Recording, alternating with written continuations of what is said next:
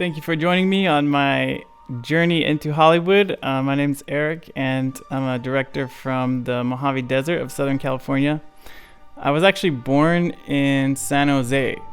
And when I was about 2, my parents moved to a small town called Hesperia, which is about halfway between Los Angeles and Las Vegas. It's a small desert town in the middle of nowhere.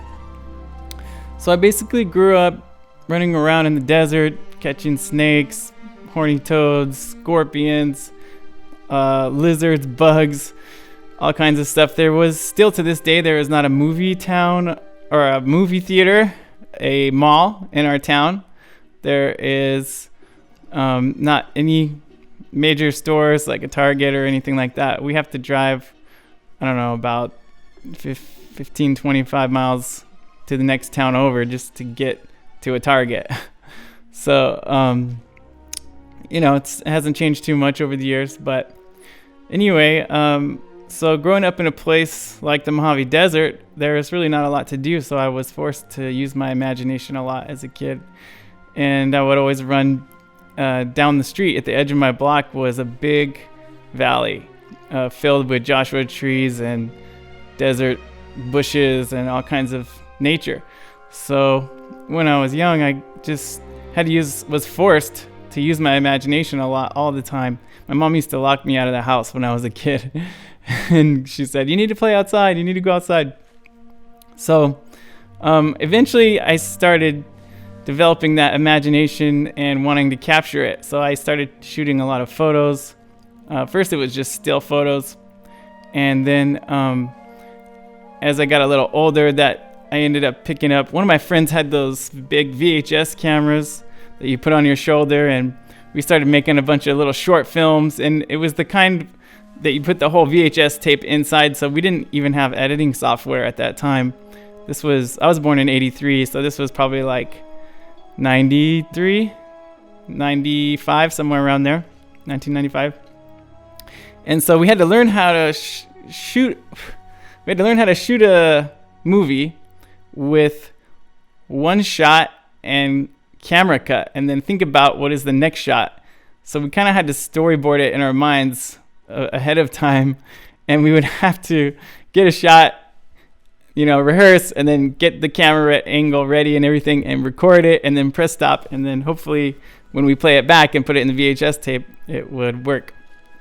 And so one of the first movies we made was for a classroom assignment, and we reenacted To Kill a Mockingbird.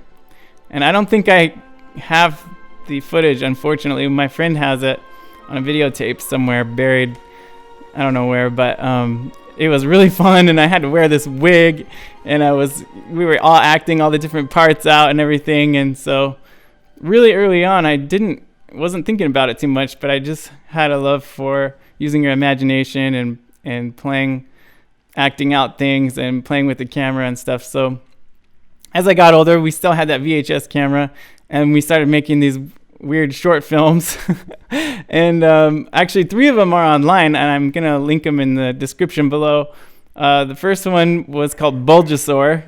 It's about this guy who has a really large bulge in his pants, and everybody gets hypnotized by it, and he goes around and he's dancing everywhere. That one, and then the next one was called Goblin. And Goblin was about this weird goblin that hides outside in the caves, and he comes inside. He's really lonely, and he's really greedy, and he comes inside and he throws chocolate pudding on people. So I think there's a scene in the beginning where someone's using the restroom, and the goblin sneaks in and throws chocolate pudding on his back. And then the third one was another one called Children Live Forever. And that one is about a little teddy bear where 2 friends come home, and the mom, it was my mom, was gone at the time, out of town, and they're excited, and they come inside, and they're going to make macaroni and cheese. And then there's this little teddy bear that comes alive, and it has these magic powers, and it kind of like takes over the house, and all this weird stuff starts happening. And he says, do you want to come with me on a magical adventure? And they're like, whoa, and they follow him down the tunnel, and they go in this black hole, and all this crazy stuff happens. So when you live in the middle of nowhere like me, that's what happens. When you have nothing else to do, you just start making all this weird stuff. So after that, I started getting more into, after high school, I started getting more into skateboarding. And so I started using cameras, like went from the VHS camera to what's some of you probably remember this, a Sony VX1000 or Sony VX2000. There was also a 2100, and it had this big fisheye lens. So I started experimenting more with that fisheye lens and do different shots with the Children Live Forever thing, and more skateboarding, wide angle shots, and moving shots with the camera. I actually figured out how to do that Hitchcock Vertigo shot by accident, because I was zooming backwards on a skateboard and I would zoom in forward with the lens, and it had an automatic zoom on it, so it kind of gave this vertigo effect. So I accidentally learned about that. But I grew up watching a lot of Spielberg films and Hitchcock and all that. Oh yeah, and so that was kind of in my brain subconsciously as I was doing all this. But one thing really interesting that happened when I was little, my parents took me on a trip to Universal Studios. And this was before I even knew who Hitchcock was. And we went on the tour, the tram, and we came up to the Psycho House and the motel. And I took a photo of the Psycho House. And I still have that photo on my desk. And it was somehow connected with me.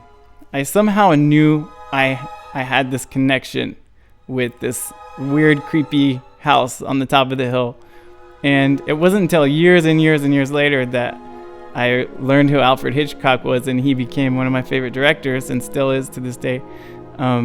So that was a really odd, bizarre thing that sort of intrigued me at a young age. And as I got older, one of my favorite movies is Psycho. I love thriller films and action adventure films and science fiction and all these mystery and aliens and all this kind of stuff. So when I got to a point where I started to realize, hey, you know what, people are actually doing this for a career, I was really excited, and I just was kind of shocked that there was a way to use your imagination and write a script and turn that into a piece of work, and people are willing to spend millions of dollars to finance these things that just come right out of your head. And so that was the early beginnings of how I got involved in my early training as a filmmaker, as a director, and also as a writer. Another things that was interesting that I found recently was my sister and I went through some old boxes, childhood memories of artwork. And my sister found a piece of paper that was a grading sheet on one of my papers that I wrote when I was really young. And they were saying how even at that age, I could really articulate what was in my mind onto the page with words. So I had never thought of myself as a writer.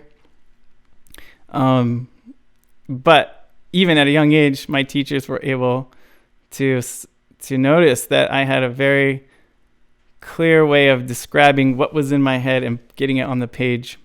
So that was, kind of nice to find recently. And sometimes you have doubts in your mind, like, oh, am I really a writer, or am I just a director? Am I a writer-director? And when you find things like that from your past, it kind of reminds you, oh, well, I guess maybe I do know what I'm doing. So that was a nice discovery. And when you're doing a lot of independent filmmaking like I have over the years, you have to do every job: writing, directing, producing, cinematography, editing. So for many, many years, the past 15 years, I've been doing all independent films this whole time. And so it's really been an amazing experience for me to work on other people's sets and work on student films and all kinds of stuff from that point of view, where there's not any strict regulations, there's not any unions or anything like that involved. So